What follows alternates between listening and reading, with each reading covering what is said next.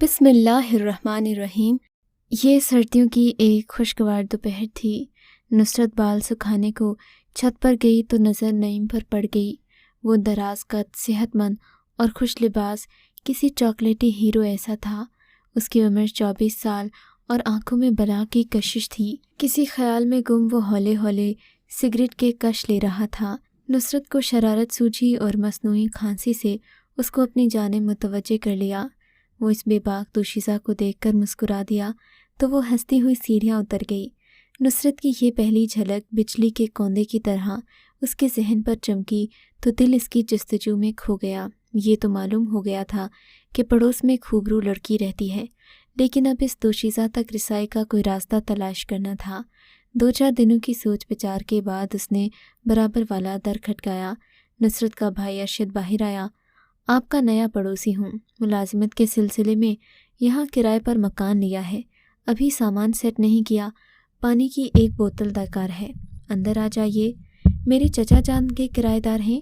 جی ہاں، میرے والد کے وہ دوست ہیں، بیرون ملک جانے سے قبل رینٹ پر ہم کو اپنا گھر دے گئے ہیں، نعیم نے جواب دیا۔ یہ تو اچھی بات ہے کہ مکان آباد ہو گیا۔ ارشاد اسے بیٹھک میں بٹھا کر اندر آیا اور نصرت سے کہا، ساتھ والے گھر سے مہمان آیا ہے، 2 کپ چائے بنا دو۔ نصرت سمجھ گئی کہ وہی مہمان خاص ہے جس کی ایک جھلک چھت پر دیکھ چکی تھی۔ بڑے اہتمام سے الائچی والی چائے بنائی اور ٹرے میں چائے کے ساتھ چھوٹی سی پلیٹ میں بسکٹ بھی رکھ دیے۔ نعیم نے چائے پی کر شکریہ ادا کیا اور جانے کی اجازت طلب کی۔ ارشاد نے کہا کہ جب تک تمہاری فیملی نہیں آ جاتی، جس چیز کی ضرورت ہو بلا تکلف مانگ لینا۔ تم ہمارے چچا کے دوست کے بیٹے ہو، سمجھو کہ یہ تمہارا ہی گھر ہے۔ نعیم بہت مشکور ہوا اور جی ہاں، جی بالکل کہتا ہوا چلا گیا۔ ارشاد اور نعیم میں اکثر ملاقات رہنے لگی، دونوں میں دوستی ہو گئی۔ ارشاد نے پڑوسی جان کر اور نعیم نے خاص مقصد کے تحت اس دوستی کو آگے بڑھایا تھا۔ ایک روز نصرت کی والدہ کے پوچھنے پر اس نے بتا دیا کہ وہ اکیلا ہی رہے گا، گھر والے ٹنڈو آدم سے یہاں رہنے نہیں آئیں گے کیونکہ ملازمت کے سلسلے میں کچھ مدد کے لیے قیام مطلوب ہے۔ نعیم نے نصرت کے والدین سے بھی اچھے مراسم استوار کر لیے۔ وہ ان کے گھر آنے جانے لگا۔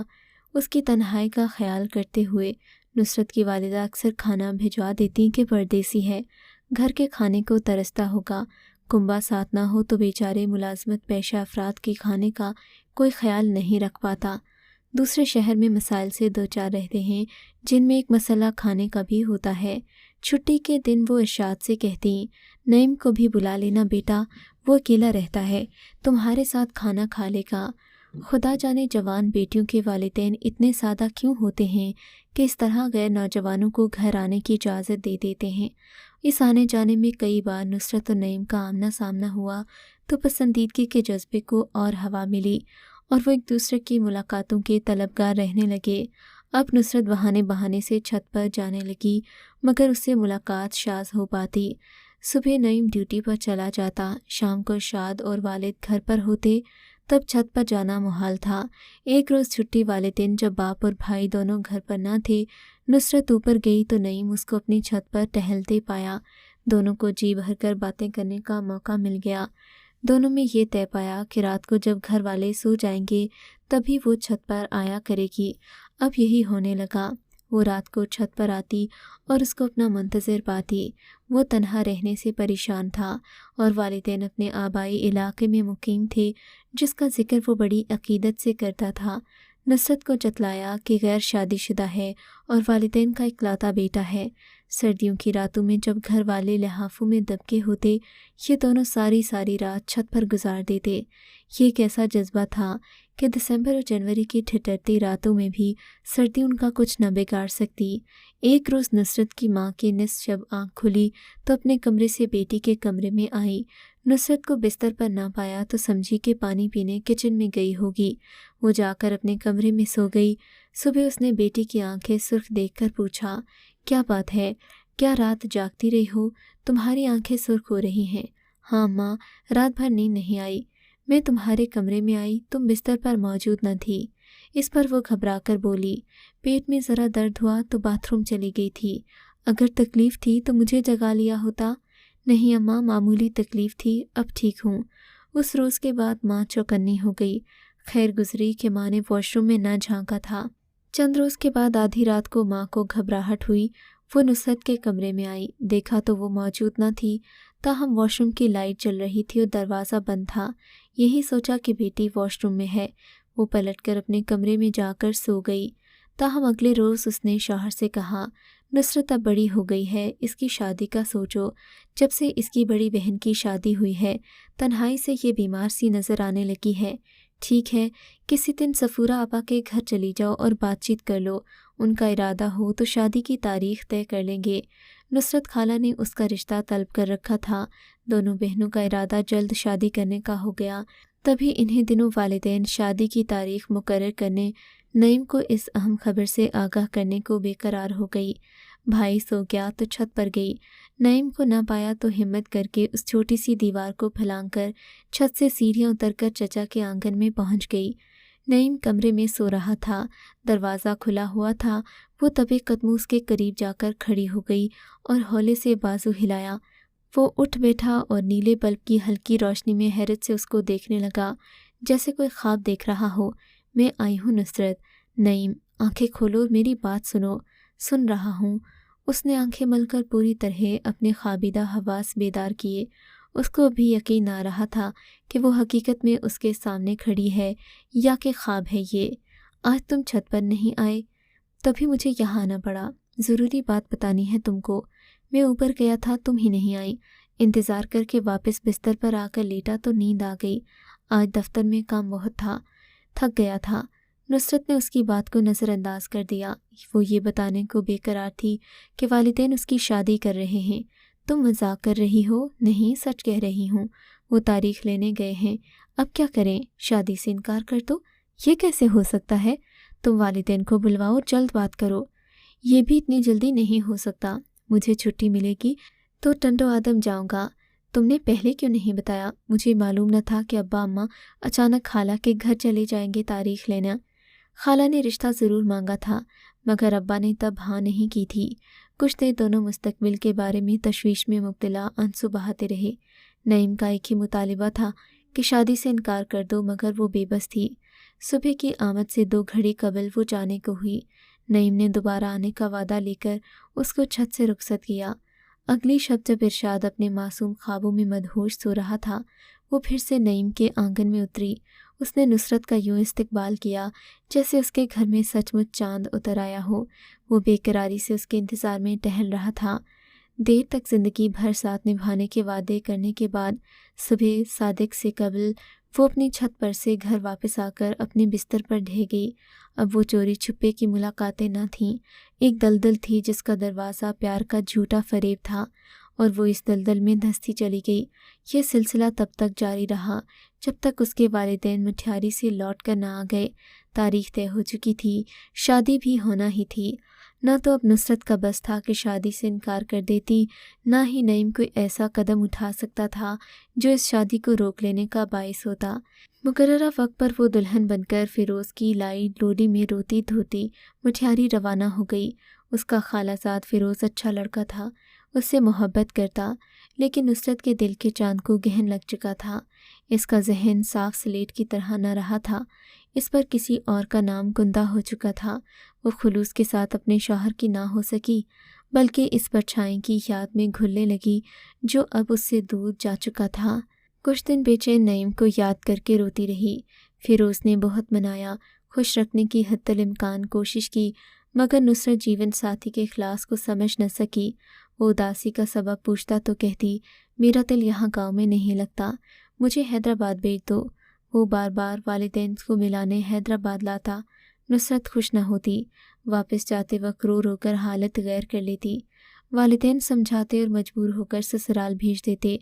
अब नुसरत ने कुछ और दिल में करने की ठान ली। मैके आई तो शौहर पर नुक्सदार होने का झूठा इल्ज़ाम लगाया। मैके से ससुराल जाने पर किसी तौर पर राज़ी न हुई।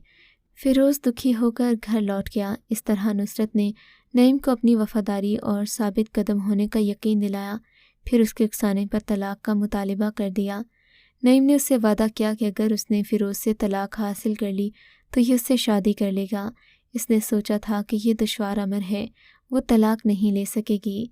ادھر واقعی فیروز بیوی کو طلاق دینے پر آمادہ نہ تھا، لیکن جب بزرگوں کے سامنے نصرت نے جھوٹی قسم کھا کر اس پر الزام لگایا تو اس نے نصرت کو مزید پابند رکھنے کو درست نہ جانا اور طلاق دے دی۔ یوں اس کی آرزو پوری ہو گئی۔ اب درمیان کا کانٹا نکل گیا۔ وہ پھر سے اپنی آرزوؤں کا چمن آباد کرنے کو، والدین کو دھوکہ دینے میں مصروف ہو گئی، جو اس کی طلاق سے بے حد ارزدہ خاطر تھے، لیکن وہ خود شاداں اور فرحاں تھی، اس امید کے سہارے کہ اس کو اس کا من چاہا محبوب اپنا لے گا، جس کا اس نے وعدہ بھی کیا تھا۔ اب جب شادی کا تقاضا کرتی، وہ یہی بہانہ کرتا کہ والدین کو منا رہا ہے، جلد منا لے گا اور وہ رشتہ طلب کرنے آ جائیں گے۔ نصرت کو نعیم پر اندھا اعتبار تھا، سوچ بھی نہ سکتی تھی کہ وہ اس کو ایک روز بھی یار و مددگار چھوڑ کر چلا جائے گا۔ اچانک ہی اس نے مستہ سنایا کہ اس کا تبادلہ ناشہرہ فیروز ہو گیا ہے، اس کو جانا ہوگا، تاہم وہ جلد واپس لوٹ آئے گا اپنے والدین کے ساتھ اور اس کو بہا کر لے جائے گا۔ دن گزرتے گئے، وہ نہ آیا۔ ادھر نصرت کی جان پر بنی تھی، جیتی تھی نہ مرتی تھی۔ اس نے اپنی بڑی بہن کو آگاہ کیا، اس نے لعنت ملامت کی، مگر بہن تھی۔ اپنی ملازمہ اور اس کے شوہر کو ٹنڈو آدم بھیج کر نعیم کا پتہ کروایا، تب پتہ چلا کہ وہ شادی شدہ اور 2 بچوں کا باپ تھا، خود کو غیر شادی شدہ ظاہر کرتا۔ اسی بہن کی کوشش سے نصرت کا رشتہ اس کے شوہر کے توسط سے ساہیوال کے ایک تاجر سے ہو گیا۔ اس شخص کی پہلی بیوی مر چکی تھی۔ نصرت کو جلد از جلد بہانا ایک مجبوری تھی، ورنہ میکے والے کسی کو منہ دکھانے کے قابل نہ رہتے۔